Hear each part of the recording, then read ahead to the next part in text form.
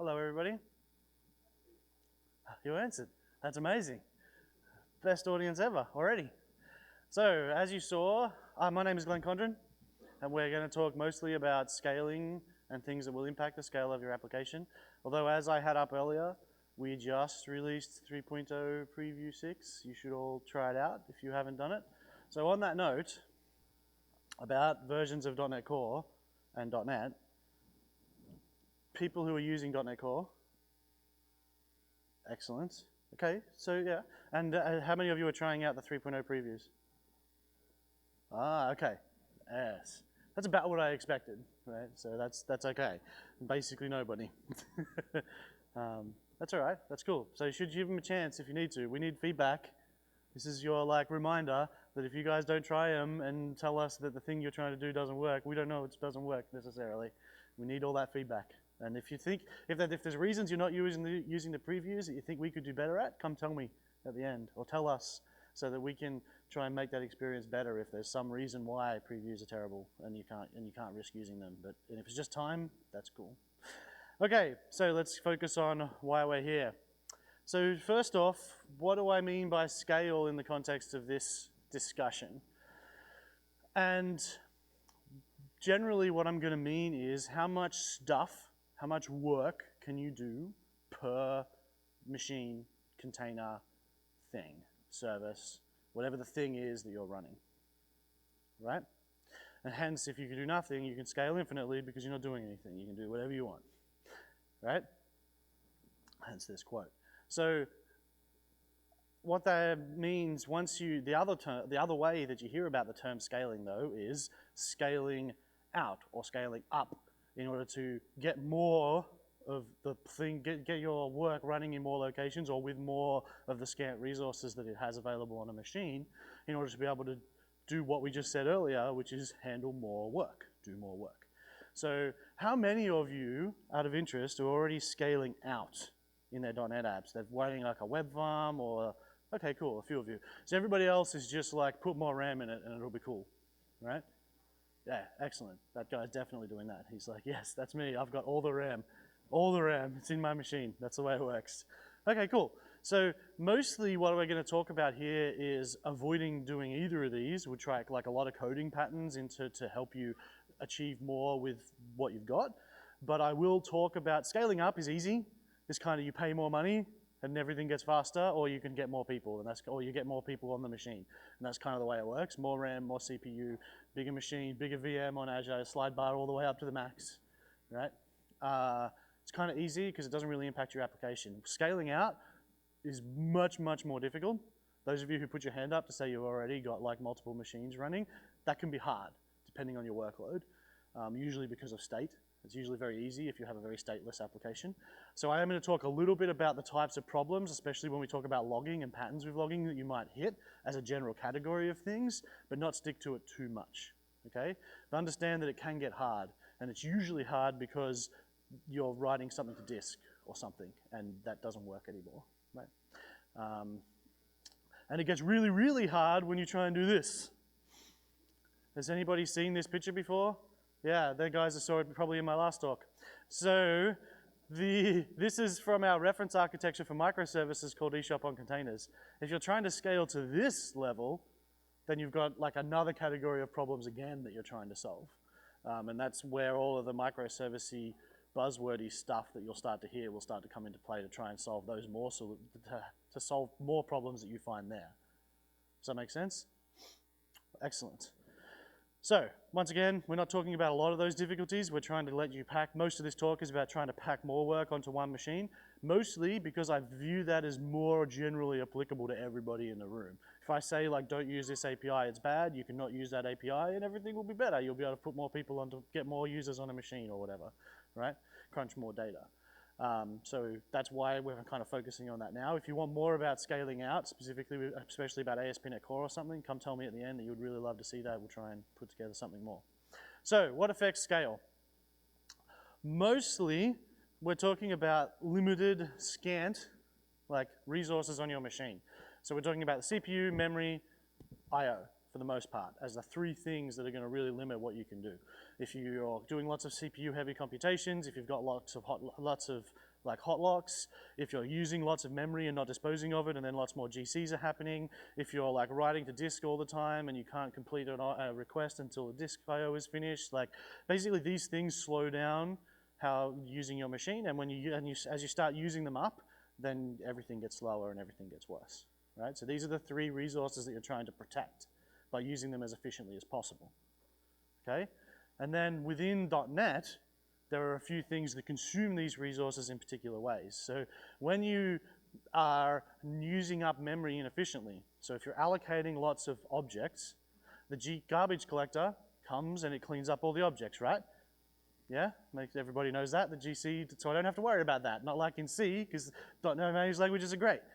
So the problem with that is if you use that luxury too much and you allocate lots of very large objects, the garbage collector has to halt your entire process in order to collect all those things.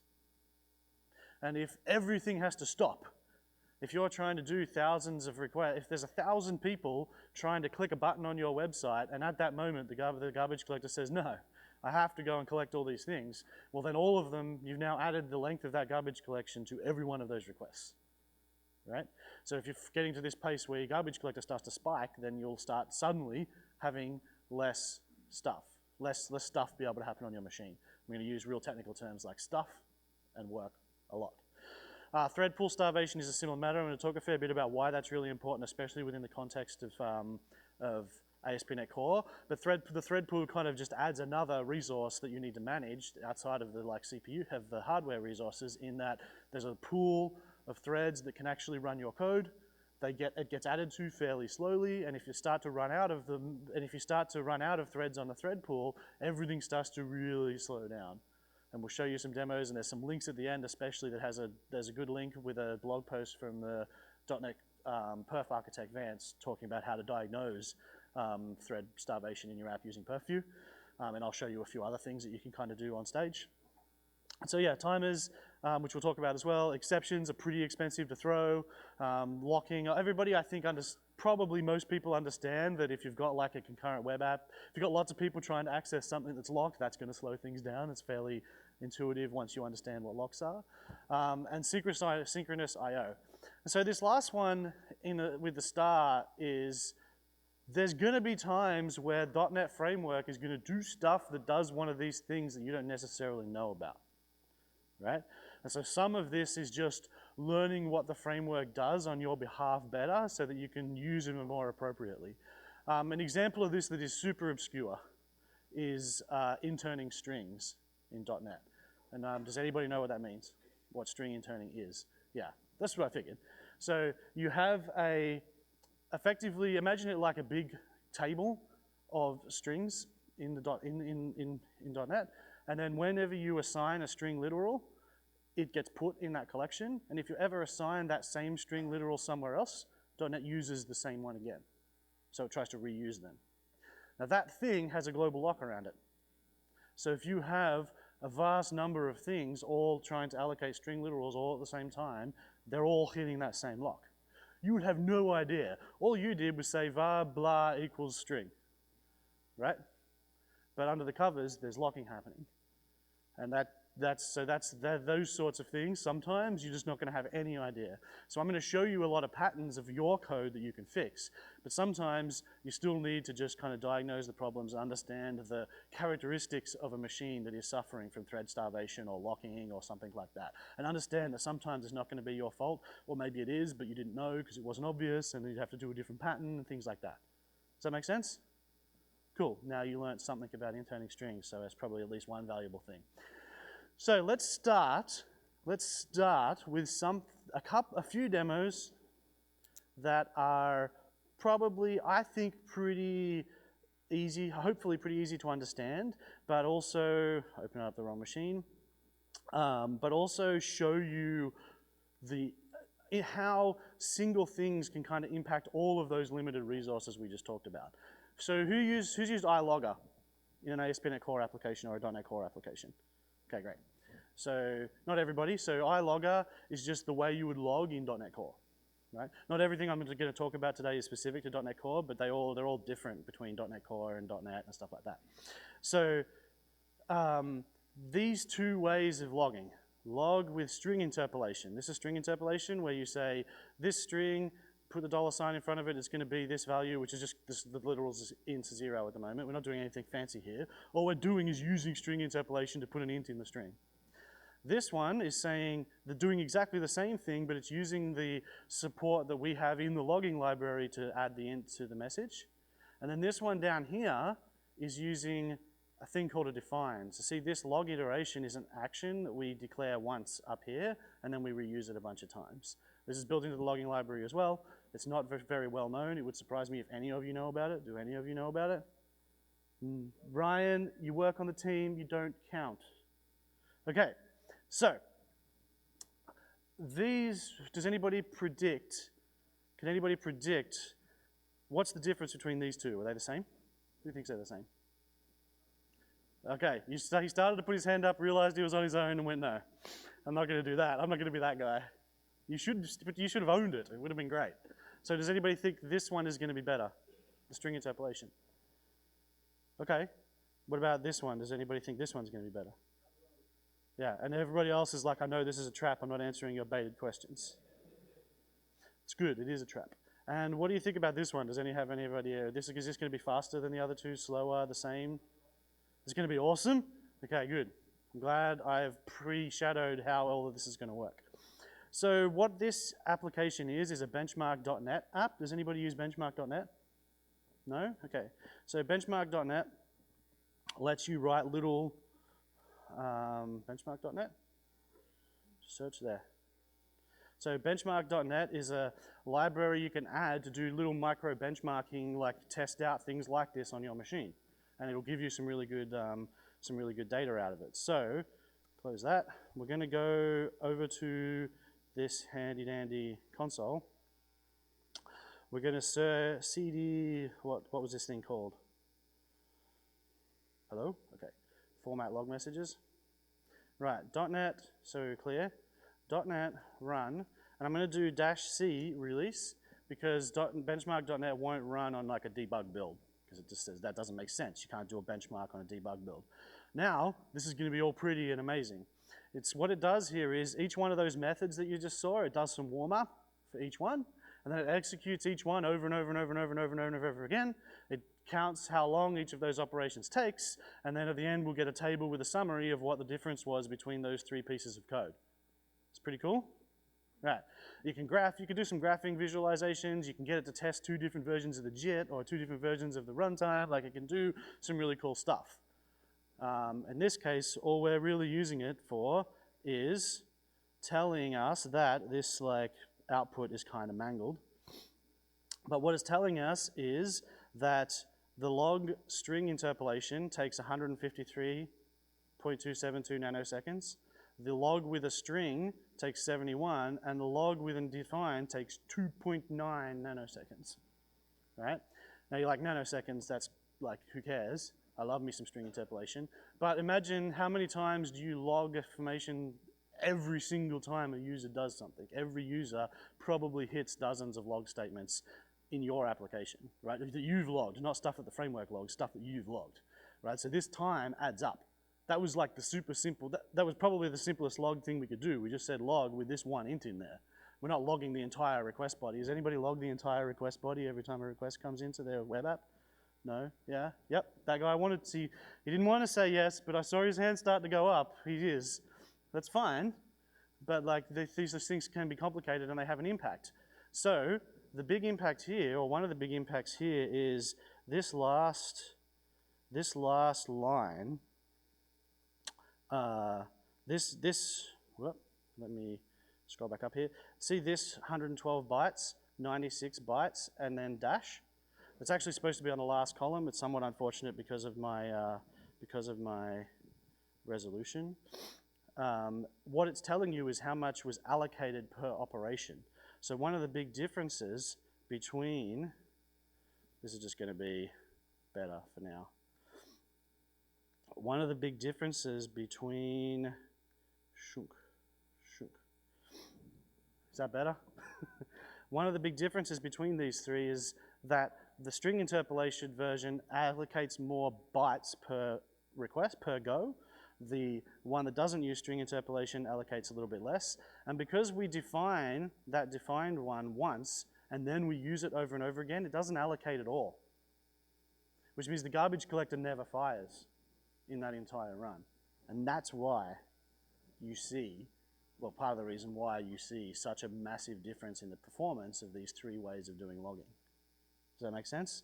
You're not allocating anything, the garbage collector doesn't have to do any work. If it doesn't have to do any work, your code gets to run to do all of its stuff better. Yes?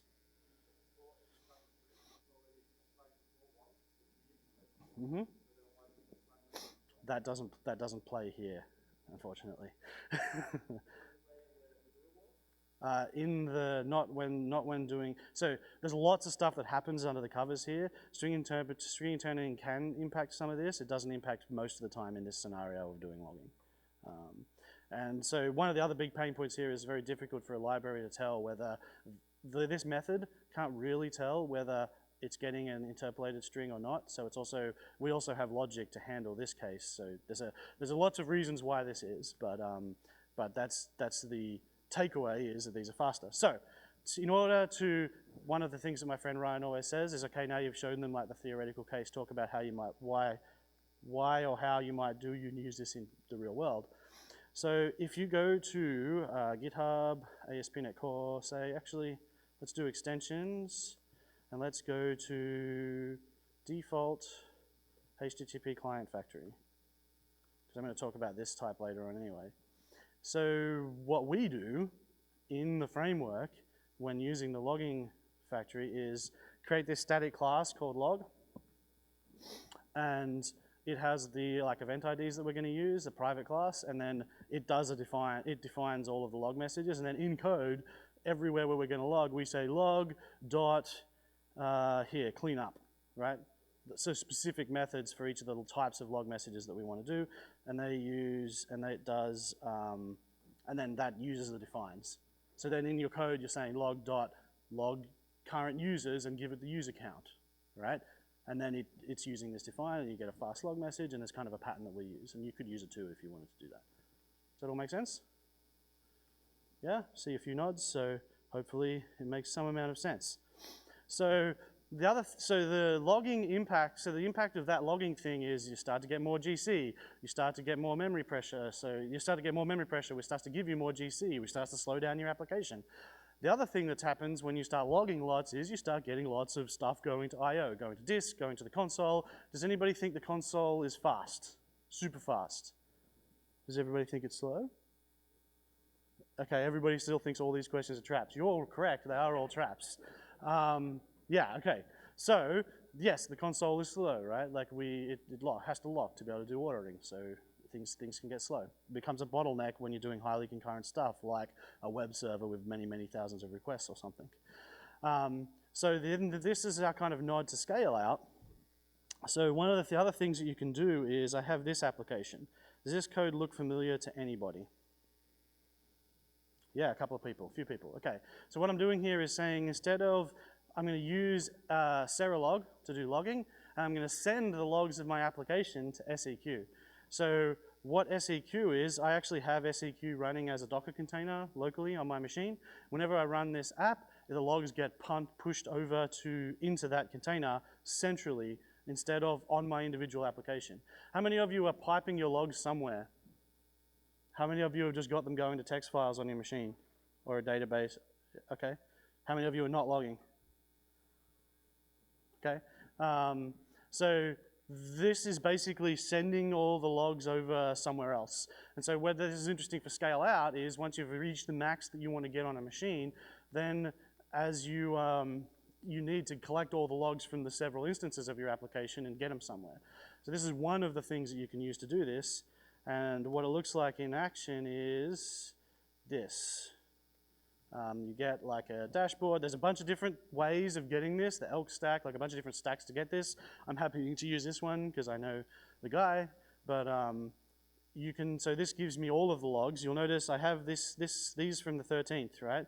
So these were from today, but I also have logs from like all the other times when I first built this app, from the 9th, from the 12th. I have an exception from when I tried to run this twice on the same machine on the same port, which was a bad idea for those of you playing along at home.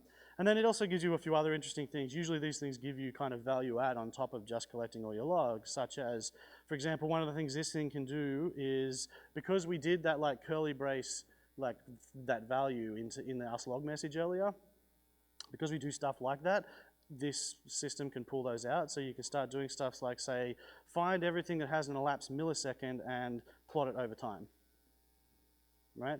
And then you could see like a graph of all of the elapsed milliseconds over the course of your application and how they've been going up or down or whatever. And then you could drill into specific data points to say, like, if I made this go back to like the 9th, I would presumably see more data, right?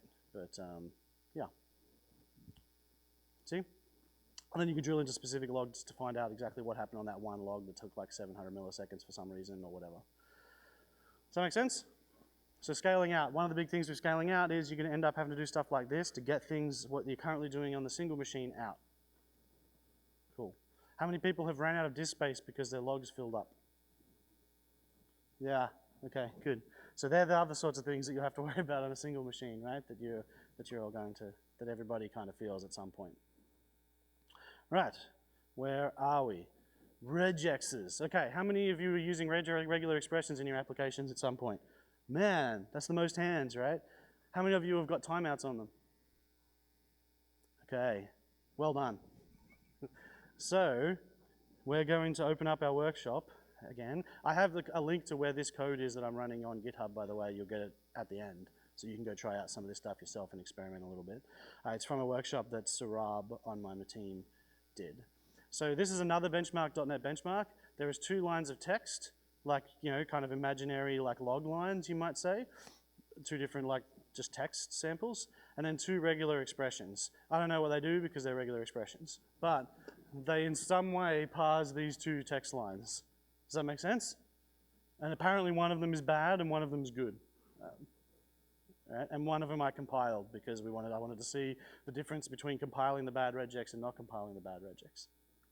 Okay, so we're going to go over to our BenchmarkNet console again, and we're going to go into what was the RegX name again? Bad RegX.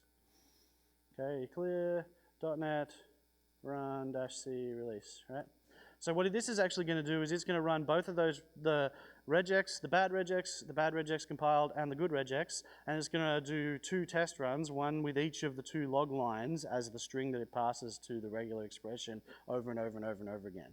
And it's going to give us back how fast it was to process each of those strings with that combination of results. Yeah? Cool. So what we will see here is the bad RegX is bad and the good RegX is good. Who would have known, right?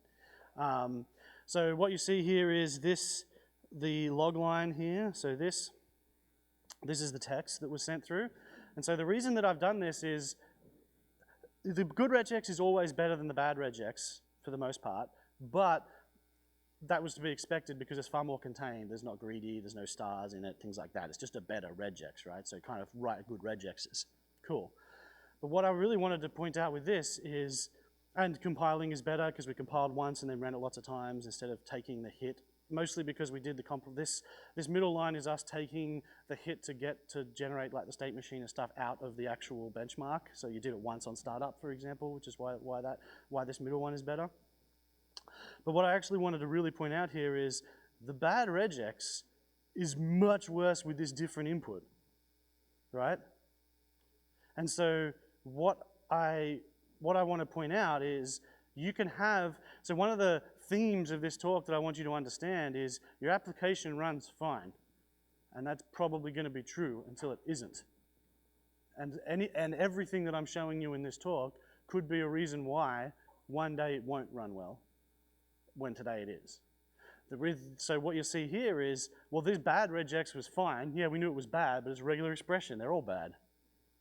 And that was fine up until we got this new weird data format, and now it's real bad. Right? Really, really bad. Are any of the regular expressions you all have parsing data directly from users? A few of you? Cool. Then it's super important that you do this, right? You say timeout.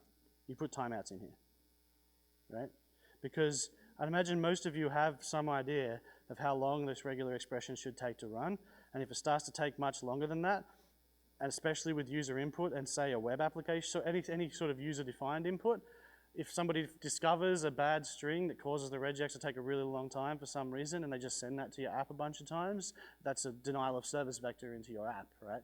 It doesn't even matter if they do anything bad, the regex works eventually, and so let's say it's a validation regex or something. Eventually it works, so it's fine, except now because it takes 5 seconds to run instead of 100 milliseconds and they send 1,000 of them to you, well that's 1,000 things blocked for a long time, and now your app goes bang. And then your app was working fine yesterday and now it's not. And God help you if the pattern changes such that it was good, the regex was good for the type of data you were getting before, and now it's bad for all the data you're going to get, and now every request suddenly takes multiple seconds to run, right?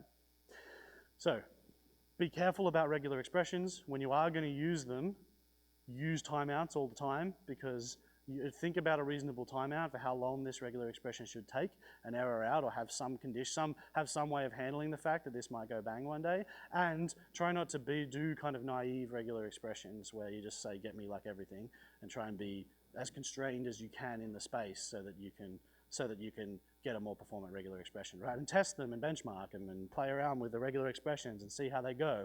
Create a benchmark like this, put in a bunch of sample text and run it a bunch of times with different regular expressions and see how they go, right? So do all that. Cool. So hopefully they were all reasonably actionable. Looks like most of you are doing stuff. How many of you are using a HTTP client in your application? Excellent. How many of you create a HTTP client for every time they talk to a URI? Ooh, couple. Okay. This is going to be exciting for you. How many of you keep one HTTP client around for the lifetime of your app? Cool. So what does everybody else do? You're using HTTP Client Factory. Ryan will be most pleased. Excellent.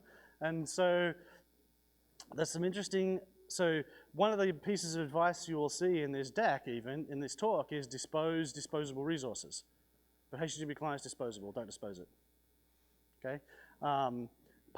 For various reasons that we'll talk about in a moment. So I have another app. This isn't a benchmark, it's just a program.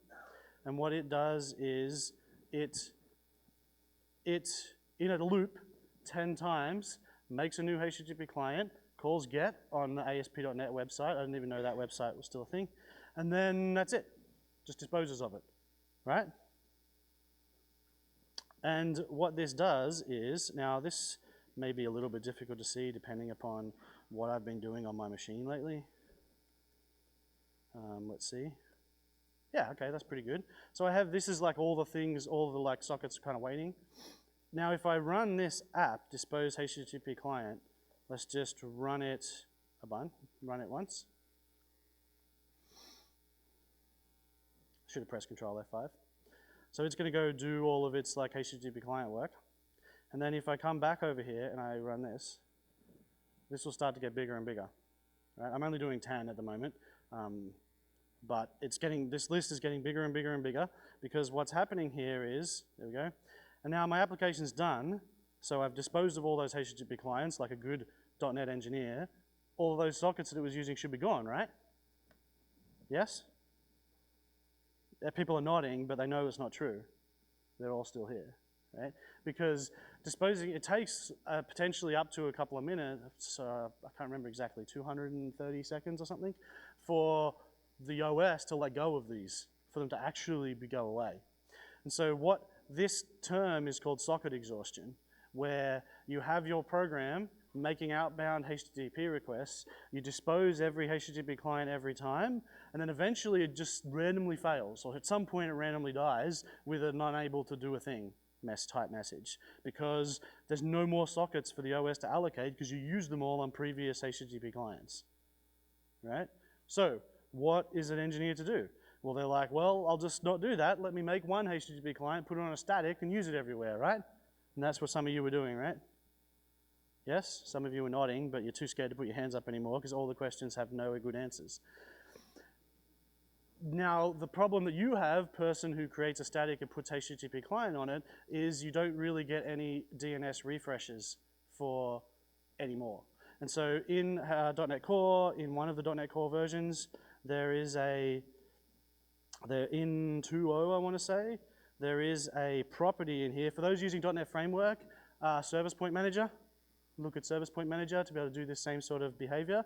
They have a timeout in here now for the underlying socket, and I can't remember its name, and I didn't prepare for being able to tell you what the actual property was.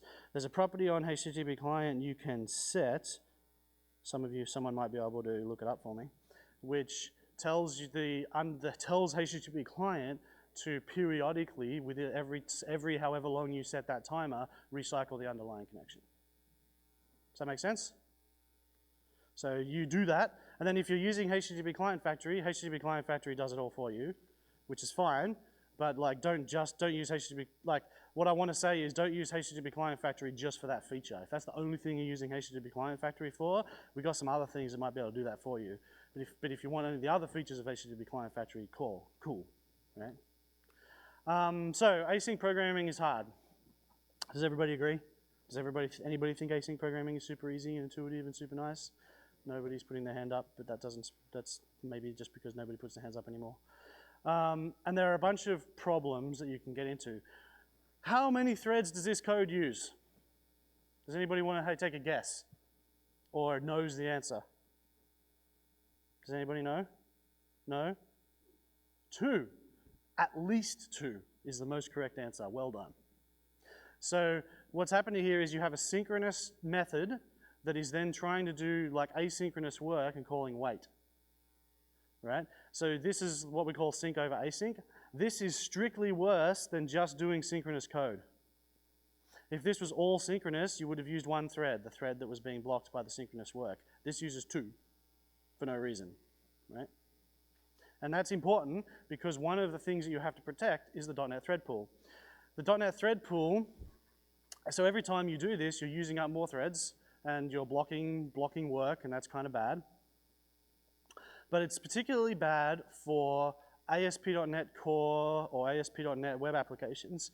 And because the more threads you take out of the thread pool, the less threads there are for you to just do other stuff on your machine, which leads you to a thing called thread starvation. So ASP.NET Core needs a thread to be able to parse HTTP and run your app func.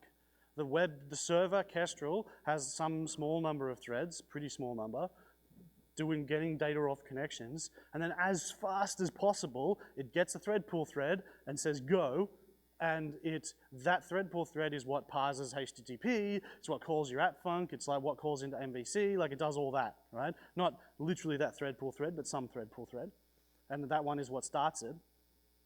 So if you've run out of thread pool threads, no more requests can be done. And so what happens to those things is they get queued. That when the thread pool doesn't have any more threads, it has a big queue of things that need to be allocated a thread pool thread, and then that queue is effectively infinite, like it's limited by the amount of memory on your machine. And so what that means is you suddenly have really, really long wait times for requests for some reason, for example.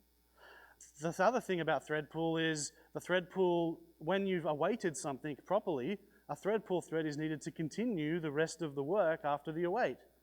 So if there's no thread pool thread, other work that is in progress will also be blocked. Maybe you have a request that's in progress, right?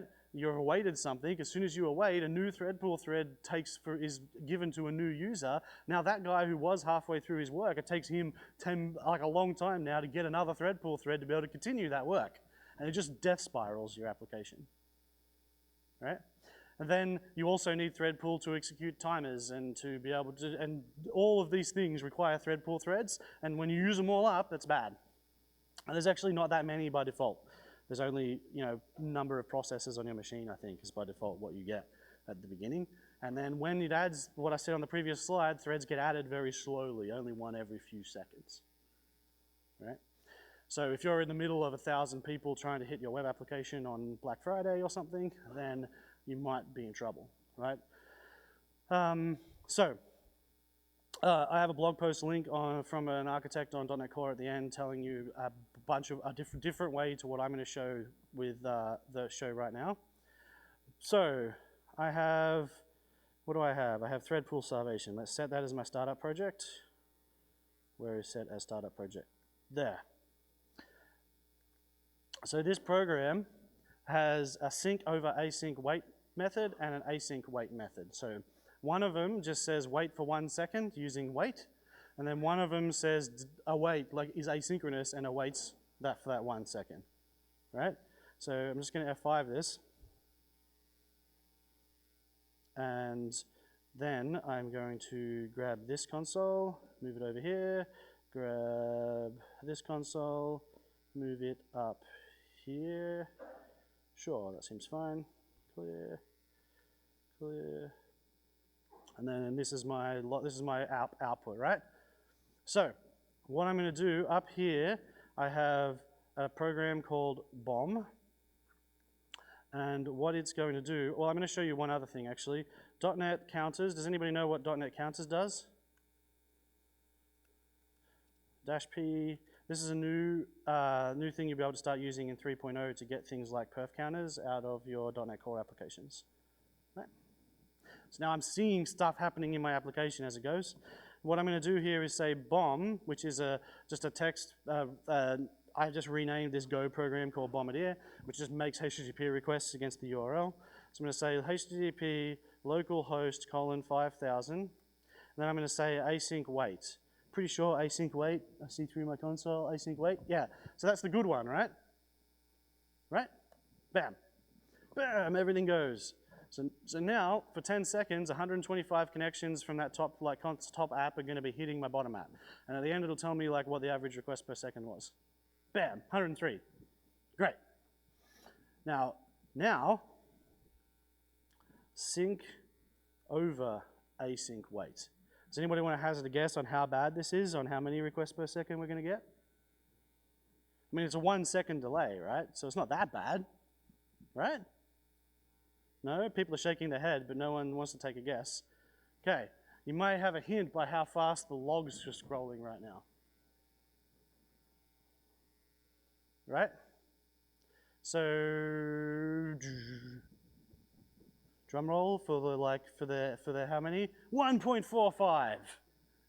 Fantastic. Right? And now, here's another thing to note. The log messages are still going. Why are the log messages still going? Because of queues. And because there's a bunch of stuff happening here. One of the things that's happening is for the console is so slow that in .NET Core's ilogger implementation, there is a background thread that actually writes to the console, and we queue all the log messages to it. And so yeah, this is just now, here's all these requests slowly getting off the ground and running and actually completing this massive bombardment of requests I got. And if we were, yeah, it's crazy. Okay, so, but let's let that sink in for a moment. Look at the difference between these two pieces of code. There's, like, the difference is an await rather than a .wait. Right? Does anybody think they're doing this today? Does anybody have an idea where this might be happening in their application? No? Okay. How many of you have a synchronous thing called has a thing called like repository that has a synchronous method on it? How many? Yeah. Do you have an async version as well? No? When you make it async, are you going to change the synchronous one to call the async one with a .wait? Not anymore. But it was a good idea 5 minutes ago. So this, you have your iRepository, right? It has a synchronous value on it. You go and update it, and then you're like, your code reuse guy, you've got a code reuse guy. You might be the code reuse guy. He's like, no, you can't have a synchronous implementation and an asynchronous implementation. Why would you do that? Why don't you just have the synchronous one, call the async one, and then do .wait? That seems great. The reason is because you don't know all the places throughout your application that are calling the synchronous one. And if any of them are on their different code paths, you'll end up in that situation we just saw. So that phased implementation of we're going to go async can easily land you in this trap without you realizing. Right? Make sense? Does everybody think they may have fallen into this trap? Yeah. Have you fallen into it, or you just think you probably have without it actually causing a problem? Yeah, you would have. Yeah, okay. Yeah, exactly. So these sorts of traps are kind of easy to fall into. There's nothing wrong necessarily with this code if you really understand all the people who are calling this synchronous method and what sort of code they're at over time, right? And so, how do I solve this? Well, the easiest way to solve it is to not do this and just leave that as whatever it was doing before, leave it synchronous and be properly synchronous all the way through. And then it will only block one thread at least. So it will kind of reduce the problem of calling synchronous code from somewhere else, right? Cool. So that's that. You'll notice the counter thing here I wanted to show you. I don't have many demos that actually make use of this data because I just didn't have it really available to me when I was preparing most of this. It's pretty new. But for any of you who have looked at any of these counters for like GC pressure, like we talked about earlier, how much memory, this data here saying like how much memory per second you've been allocating, things like that to try and give you some hints about what's going on, that all can be really useful. So, but there is something else you can start to look at for, okay, yeah, so that's that for now. But there's the blog post I have at the end about Perfume. If you grab Perfume and you read that blog post and you spend, I don't know, 6 months learning how Perfume works, it's not that bad, but it's famous for having a really hard to use UI. You will be able to like start to work out some of this stuff. And it works across kind of all .NETs. Everything that I spend a lot of time talking about .NET Core because I work on .NET Core and I'm talking mostly about the kind of newest stuff. But for them, all of these categories of problems exist across all of the .NETs, right? And there might be there's differences in the thread pool, minimums and maximums and stuff like that. But in general, these are problems across the board, not just unique to .NET Core or ASP.NET Core or web or not web or anything like that. Just so everybody's like, not thinking like this doesn't apply to me. If you write .NET code, most of the things I'm talking to you about will probably apply to some application that you have. Okay, let's go to the next one. Who knows about timers? Anybody think they know lots about timers? So there's a hand wave, like maybe, I know a little bit. Is it like Control F5? No. Shift F5? No, I've broken it now. Bam, bam.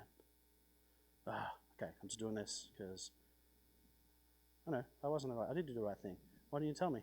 Okay, timer queues. So there is in .NET Core, I believe in .NET Framework there was one, but in .NET Core there's one per core, per process, or per CPU. It's basically a list, a linked list, if you dredge up any memories of linked lists, and a thing will go over that list. And for every timer, it will then, each one, if it's expired, will go get a thread pool queue, a thread pool thread, and dispatch the work from that timer that you had on that thread, right? One of the reasons why thread pool starvation gets so bad is many things start to back up that you didn't even understand. You also need timers for,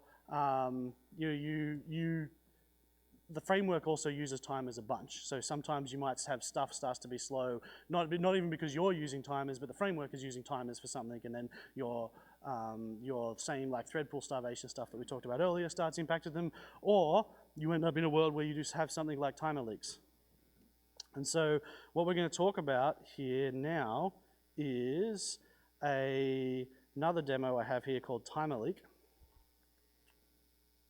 And what we do in here is, I'm going to hide this one. You can't look ahead. This code, now what it's doing is saying, define some task. In this case, it's making a HTTP request. And then it's saying, create a task.delay from 60 seconds, so wait for a minute. Then if when any of these finish, I'll check which one it was. If it was the timeout one, the delay task, oh, my operation is timed out. This is kind of a way for you to put a timeout on something that may not necessarily have a timeout, or just have two tasks go, and when the first one, if the work actually finishes, cool. If the other one runs out, well then do something else, right? Has anybody written code like this before? Yeah, cool. Is it exactly like this? Okay, great. So what we're going to do here is, I am going to go back to I'm going to run this. I'm going to go back to my console application. So what happens in this code sample right now is every time the HTTP request finishes. So I'm going to go bomb this app, bad timer, and I'm going to make it like duration 60 seconds because that timer is a minute. So let's like let it run for a bit. And then what I'm going to do, I'm going to open up Task Manager, and I'm going to go find the Visual Studio bam, damn, stop killing me here. I'm going to find this guy. This is my app running, right? So I'm going to do bomb bad timer. Is that correct? Make sure the URI is correct. / bad timer. Let's make sure that it's correct by putting a breakpoint right here. Then go here. Bam. Okay, cool. Run without a breakpoint. Go. Now, over here, after a little while, this app runs, right? It's running fine. It's getting lots of requests. It's doing the outgoing HTTP. I'd be able to see all of that happening in my logs, stuff's happening. And then what I'm going to do is I'm going to go over here and I'm going to say create dump file whilst this thing is in progress. Has anybody used this thing before? Did you know it existed? A couple of people. You can use it from Antares for Azure, which is Azure App Service, and there's a command line tool to do it now in the 3.0 diagnostics work we've done. If you pause your application, you can do some of this stuff as well. But I wanted to show you guys this because I feel like it's something that a lot of people probably don't know about that you might be able to make some use of at some point. I'm going to go create dump file. Bam. So that created me a dump file here in temp. It's called .net.dump. So I'm going to go in here, go find that file. I'm going to say .net.dmp, double click it and open it up. And it opens in Visual Studio. Now, I can actually, at this point, I can do things, since most of you said I can do stuff like, say, debug with managed memory. And then I can see the breakpoint. I can see where threads in my application are paused. I can see the U variables for stuff, right? I can now see this. I can see that no arguments were passed. I can move around the thread stack and find where code is executing if I find a worker thread in here somewhere, right? I can see a bunch of pull threads doing stuff. If this was a more interesting application, I'd probably be able to find some more things. Hey, look, there's the console background logger thread that I talked about. Look at that. So you can see what your code is doing. You can see variables if they haven't been optimized away. You can see a bunch of stuff.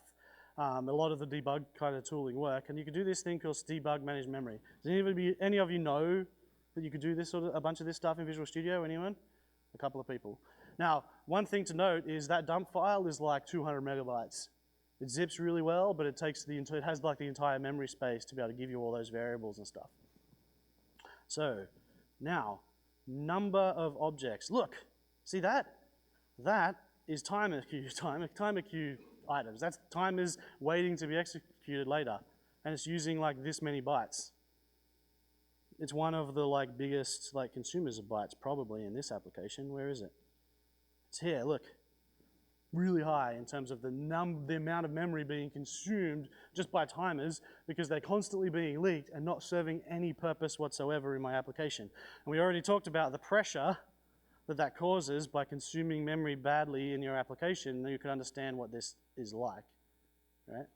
So for a comparison, I have good timer, right? Someone told me I have good timer, I think. So over here I have good timer, right? Yeah, good timer. So I can run good timer. I can let it go for a bit, and then I can take another dump. And then up here here you can select baseline, select the new dump, and it will show you the diff between the different count of how many different, the difference in the number of objects of all the different types. So this is one way you could try comparing when the application was working good versus when it's working bad, see the difference between the number of objects that are being allocated, try and find maybe some memory pressure, or see how many threads are being used at those 2 times, give you some hints about why it's good over here and it's bad over here, because a lot of these situations we're talking about here, sometimes your app's going to be fine, and you're not going to know why it's bad over here today. And so trying to take these dumps can be useful. Yeah, okay, cool. So that's that. I guess I could take a dump. Do I have this still? Great dump. So .NET 2, let's do it quick because I can. Over here. Select baseline, browse, should be already in the directory. Open .NET 2, open. Okay, takes a little bit, there's lots of objects. Find what we're gonna find. Let's look at timers. Timer queue timer, yeah. So it's plus because I chose as the baseline the one that was good, and the other one is the one that was bad. So the difference is 88,000, like nearly 90,000 of these, nearly 90,000 bytes. Like 1,000 more time, 1,000 timers were leaked, basically consuming the memory that they consumed for no reason. Right? And so the solution to that is, in this case, create a cancellation token, and whenever you're done, if you don't care about this thing ever firing anymore, cancel it. Does that make sense? And so that code is so close to being correct, so close, and just fails. Right? So the goal, the meta point here to remember is if you're using timers, create like a cancellation token, do a cancel, like get it off the queue, get it out of the queue. Does that make sense? Yeah? Okay, hopefully, it's a little bit abstract, like the timers and stuff. I thought about not putting it in here because like I assume it's not a super common task, but I think the guidance is reasonably well to understand, which is like cancel tasks that you don't care about the result from. Right? So, as with all things performance, test everything. The biggest benefit, the biggest boost you can give yourself is run load tests against your application, work out how much load per scale unit can your app handle before it starts to fall over. Then you'll know, if you're in an organization advanced enough to have some idea of what sort of load they're expecting, you'll understand when you need more or when it's not good enough. And you may even just get some weird like, why is it only like 500? I only ever get like 5 people concurrently, but I can only handle 100? That seems strange. Why is that? Things like that might happen.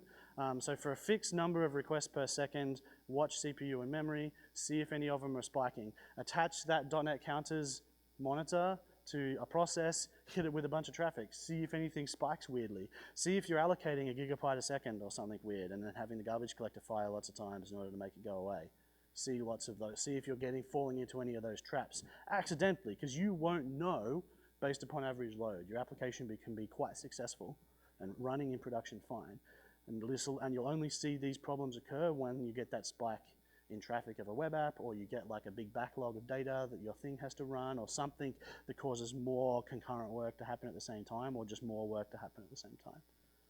Right? So if you do a bit of this load testing, or you can convince your bosses to give you time to do some of this load testing, you'll have a much better idea of how you might handle that if it were ever to occur, and have some idea of whether or not you actually need to do work now to try and resolve it, outside of just like doing code reviews and slowly like fixing these problems that exist in your code base. So I have a few checklists here that these slides should get published to the website, so if you're interested you can go grab them. The checking like the CPU usage of your application, just think about CPU.